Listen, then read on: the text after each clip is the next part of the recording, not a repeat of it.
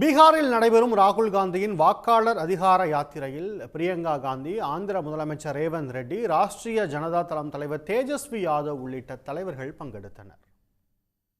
பீகாரில் வாக்காளர் பட்டியல் சிறப்பு திருத்த பணி மேற்கொள்ளும் தேர்தல் ஆணையத்தை கண்டித்து மக்களவை எதிர்க்கட்சித் தலைவர் ராகுல் காந்தி கடந்த 17ஆம் தேதி வாக்காளர் அதிகார யாத்திரையை தொடங்கினார்.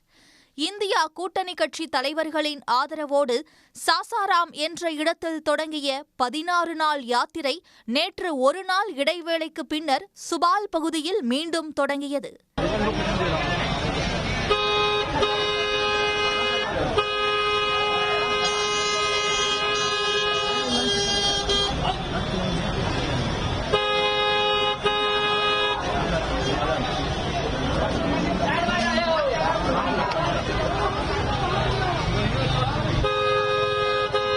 நூற்றுக்கணக்கான காங்கிரஸ் தொண்டர்கள் மத்தியில் ராகுல் காந்தியின் சகோதரி பிரியங்கா காந்தி, தெலுங்கானா முதலமைச்சர் ரேவந்த் ரெட்டி, ராஷ்டிரிய ஜனதா தளம் கட்சியின் தலைவர் தேஜஸ்வி யாதவ் உள்ளிட்ட இந்தியா கூட்டணி கட்சி தலைவர்கள் திறந்தவெளி காரில் அமர்ந்தவாறு யாத்திரை சென்றனர்.